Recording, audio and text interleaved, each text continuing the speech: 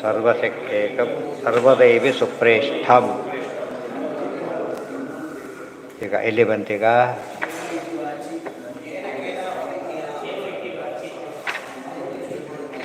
ತೈತ್ತೆರಿಯ ಅಂತ.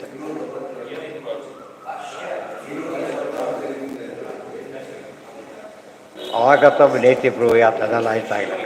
ಕ್ಷೇಮ ಇತಿ ವಾಚಿ ಯೋಗಕ್ಷೇಮ ಇತಿ ಪ್ರಾಣಾಪಾರಯೋ ಕರ್ವೇತಿ ಹಸ್ತಯೋ ಗತಿರಿತಿ ಪಾದಯೋ ಆಮೇಲೆ ವಿಯುಕ್ತಿರಿತಿ ಪಾಯೋ ಇತಿ ಮಾರುಷಿ ಸಮಾಜ್ಞಾ ಅಥ ದೈವಿ ತೃಪ್ತಿರಿತಿ ವೃಷ್ಟೌ ತೃಪ್ತಿ ಬಲವಿತಿ ವಿದ್ಯುತಿ ಯಶ ಇತಿ ಪಶುಷು ಜ್ಯೋತಿರಿತಿ ನಕ್ಷತ್ರೇಷು ಪ್ರಜಾತಿ ಅಮೃತಮಾನಂದ ಇತಿ ಉಪಸ್ಥೆ ಸರ್ವಮಿತಿ ಆಕಾಶೆ. ಎರಡು ಭಾಗ ಮಾಡಿದರು. ಒಂದೇನೋ ಒಂದು ಮಾನುಷಿ, ಇನ್ನೊಂದು ದೈವಿ. ಕ್ಷೇಮ ಇತಿ ವಾಚಿ ಅಂದರೆ ತಿಳ್ಕೊಡೋದು, ಅನುಸಂಧಾನ ಅಲ್ಲಿರಬೇಕು. ಯೋಗಕ್ಷೇಮ ಇತಿ ಪ್ರಾಣಾಪಾರಯೋ ಪ್ರಾಣ ಅಪಾರಗಳನ್ನು ನ್ಯಾಸ ಮಾಡಬೇಕಾದ್ರೆ ಯೋಗ ಮತ್ತು ಕ್ಷೇಮ ಅಂತ ಮಾಡಬೇಕು. ಕರ್ಮ ಇತಿ ಹಸ್ತಯೋ ಹಸ್ತಕರ್ಮ ಅಂತ ಯಾಕೆ ಕರಿಬೇಕು? ಕೆಲಸ ಮಾಡೋದು ಬರೋದ್ರಿಂದ. ಅಥ ದೈವಿ ಯಾವಾಗ ಕೆಲಸ ಅಂದ ತಕ್ಷಣ ಕೈ ಬರುತ್ತೆ, ಗಮನ ಅಂದ ತಕ್ಷಣ ಕಾಲು ಬರುತ್ತೆ, ಸಂಬಂಧಪಟ್ಟ ವಿಷಯಗಳು.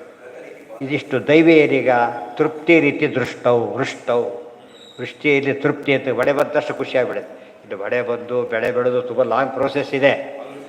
ಆದರೂ ಕೂಡ ಬಡೆ ಬಂದಷ್ಟು ಏನಾಗುತ್ತೆ ಇವರಿಗೆ? ಭಾರಿ ಖುಷಿ. ಗೊತ್ತಾಯ್ತಾ?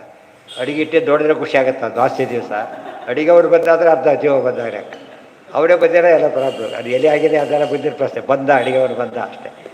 ಬಳೆ ಬಂದರೆ ಅಡಿಗೆವ್ರು ಬಂದಾಗ ಲೆಕ್ಕ ಅಷ್ಟೇ. ಆದರೂ ಕೂಡ ಖುಷಿ ಆಗುತ್ತಾ ಇಲ್ವಾ? ಆಗುತ್ತೆ. ಇತಿ ಪಾದು ಆಮೇಲೆ ಬಲವಿತಿ ವಿದ್ಯುತಿ ತೃಪ್ತಿ ರೀತಿ ವೃಷ್ಟೌ ಬಲವಿತಿ ವಿದ್ಯುತಿ ವಿದ್ಯುತ್ತಿರಲ್ಲಿ ತೃಪ್ತಿ ಅಂತ ಬಲ ಅಂತ ಕರಿಬೇಕು. ಯಶ ಇತಿ ಪಶುಗಳಲ್ಲಿ ಯಶ ಅಂತ ಕರಿಬೇಕು. ಜ್ಯೋತಿರಿಸಿ ನಕ್ಷತ್ರೇಶು ನಕ್ಷತ್ರಗಳಲ್ಲಿ ಜ್ಯೋತಿ ಅಂತ ಕರಿಬೇಕು. ಎಷ್ಟೇ ದೀಪ ಹಚ್ಚಿದ್ರು ಕೂಡ ಜ್ಯೋತಿ ಅಂತ ಅಷ್ಟೇ ಇಲ್ಲಿ ಗಮನ ಹೋಗುತ್ತೆ. ಅವರು ದೇವ ಹಚ್ಚಿಟ್ಟ ದೀಪ, ನಾವು ಹಚ್ಚಿಟ್ಟ ದೀಪ ಅಲ್ಲ ಅವು, ಆದರೆ ಅಲ್ಲಿಗೆ ಹೋಗುತ್ತೆ. ಇತಿ ನಕ್ಷತ್ರೇಶು ಜಾತಿ ಅಮೃತಂ ಆನಂದ ಇತಿ ಉಪಸ್ಥೆ. ಅವು ಜಾತಿ ಅಮೃತ ಆನಂದ ಐತೆ ಉಪಸ್ಥದಲ್ಲಿ ಹೇಳಬೇಕು. ಸರ್ವಮಿತಿ ಆಕಾಶದಲ್ಲಿ ಏನು ಹೇಳಬೇಕು? ಎಲ್ಲ ಇವೆ ಅಂತ ಹೇಳಬೇಕು. ಈ ರೀತಿ ಹೇಳ್ತಾ ಇರ್ತಾರೆ. ಅದಕ್ಕೆಲ್ಲ ತಾತ್ಪರ್ಯ ಹೇಳ್ತಾರೆ. ಕ್ಷೇಮಕೃತ್ವಾತ್ ಕ್ಷೇಮನಾಮ ವಾಚಿ ವಾಚಿಸ್ಥಸ್ ಪಪರೋ ಹರಿ. ಇವೆಲ್ಲ ಶಬ್ದಕ್ಕೂ ದೇವರು ಅಂತ ಅರ್ಥ. ಪ್ರತಿಯೊಂದು ಶಬ್ದಕ್ಕೂ ಕೂಡ ಸರ್ವಶಬ್ದ ಸಮನ್ವಯಕ್ಕೆ ದೃಷ್ಟಾಂತ ಇದೆ. ಸಮನ್ವಯ ಅಧ್ಯಾಯಕ್ಕೆ ಸೇರಬೇಕು. ಕ್ಷೇಮಕೃತ್ವಾತ್ ಕ್ಷೇಮನಾಮ ಪರಮಾತ್ಮ ನಮಗೆ ಕ್ಷೇಮವನ್ನು ಉಂಟು ಮಾಡೋದ್ರಿಂದ ಏನಂತ ಹೆಸರು? ಕ್ಷೇಮ ಅಂತಲೇ ಕರೀತಾರೆ. ವಾಚಿ ಆಮೇಲೆ ನೆಕ್ಸ್ಟ್ ಈಗ ವಾಚಿ ಪರಮಾತ್ಮ ವಾಕ್ನಲ್ಲಿದ್ದು ಕ್ಷೇಮವನ್ನು ಉಂಟು ಮಾಡ್ತಾನೆ. ವಾಕ್ ಅಂದರೆ ಆಗಮದಿಂದಾನೆ ದೇವರು ತಿಳಿಯೋದು ನಾವು. ಅದಕ್ಕೆ ಆಗಮ ಅಂದರೆ ದೊಡ್ಡ ಆಸ್ತಿ ನಮಗೆ. ಯೋಗರಾಮ ತಥಾ ಪ್ರಾಣ. ಇವತ್ತು ಬರೀ ನಮ್ದು ಅಂತ ಹೇಳೋದಕ್ಕೆ ಏನು ಆಧಾರ? ಆಗಮ. ಮತ್ತು ಅದು ಬೇರೆ ಸೈಟ್ಮೆಂಟ್ ಮಾತಾಡುತ್ತಾ? ಯಾರು ಹೇಳಬೇಕಾದ್ರೆ ಆ ಡಾಕ್ಯುಮೆಂಟ್ ಹೇಳಬೇಕಷ್ಟೆ. ಸೊ ಯಾವುದೇ ನೀವು ಕೆಲಸ ಸಿಕ್ಕಿದೆ, ಏನು ಅಥಾರಿಟಿ? ಆಫರ್ ಲೆಟ್ರ್ ಬೇಕು. ಅದು ಬರೋವರೆಗೂ ರಿಸೈನ್ ಮಾಡೋದಿಲ್ಲ. ಬರೋಕ್ಕಿಂತ ಮುಂಚೆ ಮಾಡಿ ಬರ್ದ ಹೋದರೆ ಇದು ಹೋಯ್ತು ಅದು ಹೋಯ್ತು ಹಾಗೆ ಮಾಡಬಾರ್ದು. ಆಗಮ. ಇವತ್ತು ಕೆಲಸ ಏನೇನು ಮಾಡ್ತೀವಿ ನಾವೀಗ? ಟಿಕೆಟ್ ತೊಗೊಂಡಿದ್ದೀರಿ, ಆಗಮ. ಹೊತ್ತಾನೆ. ಬಸ್ ಎಲ್ಲಿಗೆ ಹೋಗುತ್ತೆ ಬೋರ್ಡ್ ಹಾಕಿದ್ದಾರೆ, ಅದು ಆಗಮ. ಹೊತ್ತಾನೆ. ಟೈಮ್ ಟೇಬಲ್ ಕೂಡ ಅದು ಆಗಮ. ಆದರೆ ಆಗಮ ಬೇಕು ಅಂತ ಹೇಳಿದ ತಕ್ಷಣ ನಮ್ಮ ಆಗಮ ಒಪ್ಪೋದಿಲ್ಲ ಅಂತ ಯಾರು ಹೇಳ್ತಾರೋ, ಯಾಕಂದ್ರೆ ಇದ್ದಾರೆ ಆಗಮ ಒಪ್ಪೋದಿಲ್ಲ, ಪ್ರತ್ಯಕ್ಷ ಒಂದೇ ಒತ್ತು ಅಂತ ಹೇಳ್ತಾರೆ. ಹಾಗಿದ್ದು ಏನು ಪ್ರಾಬ್ಲಮ್ ಅವರಿಗೆ? ಡೈಲಿ ವ್ಯವಹಾರ ಮಾಡೋಕ್ಕೆ ಬರೋದಿಲ್ಲ, ಎಲ್ಲ ಸುಳ್ಳೆ. ಬ್ಯಾಂಕು ದುಡ್ಡು ಕಟ್ಟು ಬಂದೆ ಅಂತ ಮತ್ತೆ ತಂದು ತೋರಿಸೋಕೆ ವಾಪಸ್ ಆದರೆ ಎಷ್ಟು ಗಟ್ಟಿದ್ದು ನೋಡು ಅಂತೇಳಿ ಏನು ಮಾಡಬೇಕು? ಅವನು ತೋರಿಸ್ಬಿಟ್ಟೆ ಮುಗಿತು. ಗೊತ್ತಾಯ್ತಾ? ಆ ಕೌಂಟ್ರ್ ಫೈಲ್ ತೋರಿಸಿದ್ರೆ ಒಪ್ಕೊಬಿಡ್ತಾರೆ. ಅದು ಸೀಲ್ ಹಾಕಿರ್ತಾರೆ, ಬರೆಯುತ್ತೋ ಸೀಲ್ ಹಾಕಿ ತೋರಿಸ್ಬೇಕು ಅವನು. ಆಗಮ. ಸೊ ಆಗಮ ಒಪ್ಪೋದಿಲ್ಲ ಅಂಥೇಳಿ ವ್ಯವಹಾರ ನಿಂತೋಗ್ಬಿಡುತ್ತೆ, ಲೋಕ ವ್ಯವಹಾರ.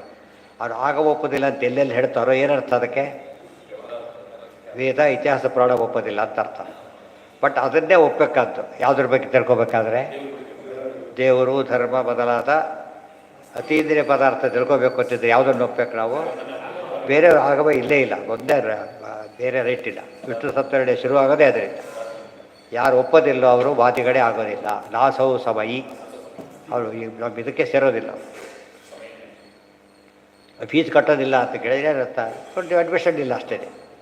ಹಾಗೆ ಕೊಡಿ ಅಂತ ಕೇಳಿದ್ರೆ ಅರ್ಥ ಇಲ್ಲ, ಫೀಸ್ ಕಟ್ಟೆ ಹಾಕಿ ಕೊಡಬೇಕು. ಆಗ ಒಪ್ಪದೆ ಹೋದರೆ ಬೆಲೆ ಇಲ್ಲ. ಕ್ಷೇಮನಾಮ ಕ್ಷೇಮಕೃತ್ವಾತ್ ಅಪಾರೇ ಹಿ ಹರಿ ಸ್ವಯಂ. ಆಮೇಲೆ ಪ್ರಮಾಣ, ಪರಮಾತ್ಮನಿಗೆ ಅಪಾರ ಅಂತ ಹೆಸರು. ಕರ್ಮ ಅಂತ ದೇವರಿಗೆ ಹೆಸರು. ಕರ್ಮನಾಮ ಹಸ್ತಗತಃ ಕರ್ಮಕೃತ್ವ ಜನಾರ್ಥ. ಎಲ್ಲೋ ಒಂದು ಕಡೆಗೆ ಕರ್ಮನೇ ಫಲ ಕೊಡುತ್ತೆ ಅಂತ ಬಂತು ತಿಳ್ಕೊಳ್ಳಿ. ಇದೆ ಕರ್ಮ ಶಬ್ದಕ್ಕೆ ಏನರ್ಥ ಇದೆ? ದೇವರು ಅಂತಿದೆ. ಆದ್ದರಿಂದ ದೇವ್ರ ಪರ ಮಾಡೋಕ್ಕೆ ಸಮಸ್ಯೆನೇ ಇಲ್ಲ. ಯಾರು ಯಾವ ಶಬ್ದ ಬೇಕಾದ್ರೆ ಹೇಳ್ಕೊಂಡು ಹೋಗ್ರಿ, ನಾ ಏರ್ಪಾಡು ಮಾಡ್ಬೋದು. ಆದರೆ ಅವ್ರಿಗೆ ಹಾಗಲ್ಲ, ಆ ಶಬ್ದ ಬಿಟ್ಟರೆ ಬೇರೆ ಶಬ್ದ ಹೇಳೋದಿಲ್ಲ. ಆದ್ದರಿಂದ ಅವರು ಉತ್ತರ ಕೊಡೋಕ್ಕೆ ಬರೋದಿಲ್ಲ. ಕರ್ಮನಾಮ ಹಸ್ತಗತಃ ಕರ್ಮಕೃತ್ವ ಜನಾರ್ದನ. ಗತಿತತ್ವಾತ್ ಗತಿರ್ನಾಮ ಪಾದಸ್ಥ ಪುರುಷೋತ್ತಮ. ದೇವರಿಗೆ ಗತಿ ಅಂತ ಹೆಸರಿದೆ. ಯಾಕೆ ಕಾಲದಲ್ಲಿ ನಾವು ಓಡಾಡಿಸ್ತಾರಾದ್ರಿಂದಾಗಿನೇ ಗತಿ ಅಂತ ಹೆಸರಿದೆ. ಪದ ಎಲ್ಲಿದೆ ಇದು? ಎಲ್ಲ ವಿಷ್ಣು ಸಹಸ್ರ ಪದಗಳು, ಎಲ್ಲ ವಿಷ್ಣು ಸಹಸ್ರ ಭಾಷೆ ಇದಿಷ್ಟು ಕೂಡ. ಗತಿ ಅದು ಆ ಗತಿ ಜ್ಞಾನ ಅಂತ ಅರ್ಥ. ಜ್ಞಾನ ಅಂತ. ಗತಿತತ್ವಾದ್ ಗತಿರ್ನಾಮ ಪಾದಸ್ಥಃ ಪುರುಷೋತ್ತಮ. ವಿಸರ್ಗಕೃತ್ ವಿಮುಕ್ತ್ಯಾಖ್ಯ ಪ್ರಾಯಸ್ಥಲ ಪಾಯುಸ್ಥಃ ಪರಮೋ ವಿಭು. ಅಧ್ಯಾತ್ಮಸ್ಥ ಇತಿ. ಇದು ಏನು ತಪ್ಪು ಅಂದರೆ ಪುಟಕ್ಕೂ ತಪ್ಪು ಸಿಗುತ್ತೆ. ಅಧ್ಯಾತ್ಮಸ್ಥ ಇತಿ ಪ್ರೋಕ್ತೋ ಅಥಾದಿ ದೈವಗತ ವಿಷ್ಣು. ಅಧ್ಯಾತ್ಮ ಅಧ್ಯಯ ಇವೆಲ್ಲಕ್ಕೂ ದೇವರು ಅಂತಾನೆ ಅರ್ಥ. ಪರ್ಜನ್ಯೇ ತೃಪ್ತಿರಾಪೋಸೌ ತೃಪ್ತಿತತ್ವ ಜನಾರ್ದನ. ಪರ್ಜನ್ಯ ಪರಮಾತ್ಮ ಮಡಿಯಲ್ಲಿದ್ದು ಬಿಟ್ಟು ತೃಪ್ತಿ ತಂದು ಕೊಡ್ತಾನೆ. ಆದ್ದರಿಂದ ಪರಮಾತ್ಮ ಏನು ಹೆಸರಿದೆ? ಪರ್ಜನ್ಯ ಅಂತ ಹೆಸರಿದೆ. ಯಜ್ಞಾದ್ಭವತಿ ಪರ್ಜನ್ಯ. ಗೊತ್ತಾಯ್ತಾ? ಅಲ್ಲೂ ಕೂಡ ಏನು ಮಾಡಬೇಕು? ಒಳಗೆ ತಗೊಂಡ್ರೆ ದೇವರೇ. 5 ಏನು ಹೇಳಿದ್ದ ಎಲ್ಲದಕ್ಕೂ ಮುಖ್ಯವಾಗಿ ಅಲ್ಲಿದ್ದ ಆ ರೂಪ, ಇಲ್ಲಿದ್ದ ಈ ರೂಪದಿಂದ ಕೆಲಸ ಮಾಡಿಸ್ತಾನೆ ಅಂತ ಅರ್ಥ. ವಾಯು ತು ಬಲನಾಮಾಶ್ಚ ಬಲದತ್ವಾದ್ ಸದೈವ ಚ. ವಾಯುದಲ್ಲಿ ಬಲ ಕೊಡ್ತಾನೆ ಪರಮಾತ್ಮ. ತುಂಬ ಜನ ಗೊತ್ತಿಲ್ಲ. ಪ್ರಾಣಾಯಾಮ ಶಬ್ದಕ್ಕೆ ಏನು ಗೊತ್ತಾ ಅರ್ಥ? ಅದು ಚಾರ್ಜ್ ಆಗೋದು ಅಂತ ಅರ್ಥ. ನಮಗೇನು ಬೇಕೆಲ್ಲ ಕೆಲಸ ಮಾಡಲಿಕ್ಕೆ? ಬಲ ಬೇಕು. ಬಲ ಕೊಡೋ ಶಕ್ತಿ ಯಾರಿಗಿದೆ? ಬಡಿತ್ತ. ಬಲ ಅಂದರೆ ಬಡಿತ್ತ, ಬಲ ಕೊಡೋ ಶಕ್ತಿ. ಇವತ್ತು ಯಾವುದೇ ಅನ್ನಕ್ಕಿಂತ ಜಾಸ್ತಿ ಶಕ್ತಿ ಕೊಡೋದು ಎಲ್ಲಿ? ಯಾವುದು? ಪ್ರಾಣ. ಬುದ್ಧವರು ಪ್ರಶ್ನೆ ಕೇಳ್ತಾರೆ ಕೃಷ್ಣನ ಹತ್ರ, ಕಿಂ ಬಲಂ, ಬಲ ಯಾವುದು ಅಂತ ಕೇಳಿದರೆ ಪ್ರಾಣಾಯಾಮ ಪರಂಪರ. ಪ್ರಾಣಾಯಾಮದ ಶಕ್ತಿ ಯಾವುದಕ್ಕೂ ಬರಲ್ಲ ಅಂತ ಹೇಳ್ತಾರೆ. ಋಷಿಮುನಿಗಳಿಗೆ ಅಡಿಗೆ ಊಟದ ವ್ಯವಸ್ಥೆ ಎಲ್ಲಿತ್ತು? ಉಸಿರಾಡ್ಕೊಂಡ್ಬಿಟ್ರೆ ಮುಗಿದ್ರೆ. ಹಾವೇ ಬದುಕಿರೋದೇ ಉಸಿರಾಡ್ಕೊಂಡು. ಗೊತ್ತಾಯ್ತಾ? ಅದಕ್ಕೆ ಅದು ಕೂಡ ಶಕ್ತಿ. ಅದು ಎಷ್ಟು ಶಕ್ತಿ ಇರುತ್ತೆ ಗೊತ್ತಾ ಅದಕ್ಕೆ? ಅಂದರೆ ಪ್ರಾಣಾಯಾಮದ ಬರೋ ಶಕ್ತಿ ಒರಿಜಿನಲ್ ಶಕ್ತಿ. ಅದು ಏಕಾಶಿ ಪ್ರಾಣಾಯಾಮ ಮಾಡೋ ಅಂತ ಹೇಳಿಲ್ಲ. ಆದ್ದರಿಂದ ಉಪವಾಸ ಮಾಡೋಕ್ಕೆ ಬರುತ್ತೆ ಅಂತ ಆಯ್ತು. ಉಸಿರಾಡ್ಕೋಬಾರ್ದು. ಉಸಿರಲ್ಲಿ ಗಾಳಿ ಹಾಕ್ಕೊಬಿಟ್ಟು ಗ್ಯಾಸ್ ಆಗಿಬಿಡುತ್ತೆ ಅಷ್ಟೇ. ಈ ಗಾಳಿ ಅಲ್ಲ, ಪ್ರಾಣದ ಆಯಾಮ ಮಾಡಬೇಕು. ಅವಾಗ ಹಸಿವನ್ನು ಸಲ್ಲಿಸೋದೇ ಇಲ್ಲ. ಅರ್ಥ ಆಯ್ತಾ? ಈ ಗಾಳಿ ಕುಡಿಬಾರ್ದು. ಅದೇ 2 ಗಾಳಿ ಇದೆ. ಪ್ರಾಣವಾಯು ಬೇರೆ, ಈ ವಾಯು ಬೇರೆ. ಈ ವಾಯುವಿನಲ್ಲಿ ಎಲ್ಲ ಪ್ರಾಣವಾಯು ಅಲ್ಲ. ಇದು ಆಕ್ಸಿಜನ್ ಮಾತ್ರ ಪ್ರಾಣವಾಯು, ಉಳಿದ ಪ್ರಾಣವಾಯು ಅಲ್ಲ. ಅರ್ಥ ಆಯ್ತಾ? ಆದರೆ ಒಳಗಿರೋದೆಲ್ಲ ಪೂರ್ತಿ ಪ್ರಾಣವಾಯು.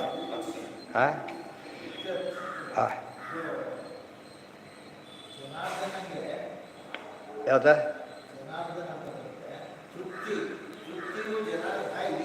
ತೃಪ್ತಿಗ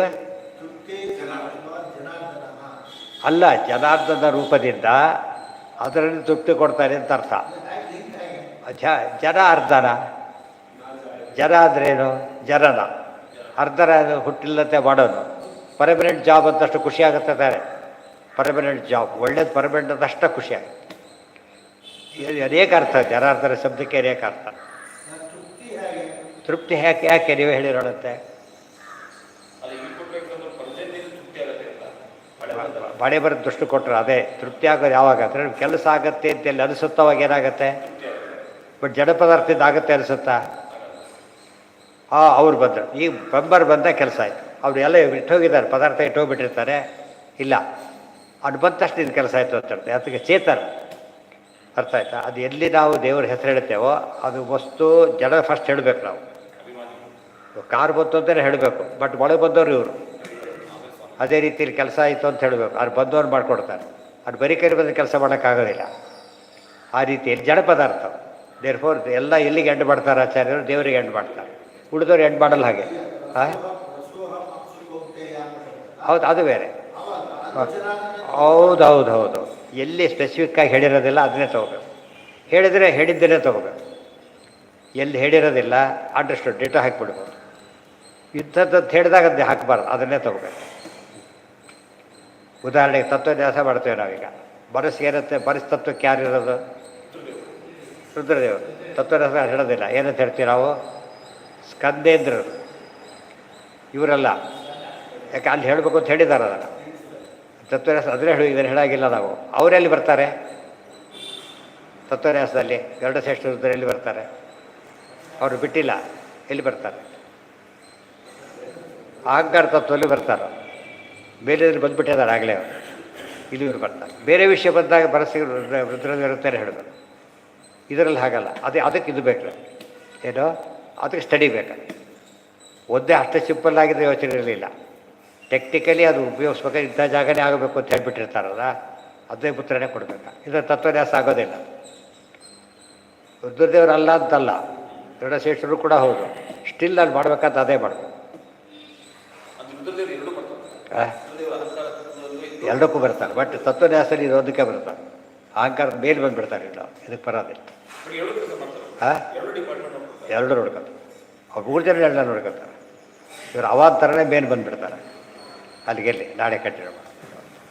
ಸರ್ವೇಂದ್ರಿಯ ಪ್ರೇರಕೇಣ ಶ್ರೀ ಪ್ರಾಣಪತಿ ಯದ ಓಚವನದಿಕೇನ ಪ್ರಿಯತಾ ಸವನಾದಯ. ನಾಡಿದ್ದು ಅಲ್ಲ, ಆಚರಣೆ.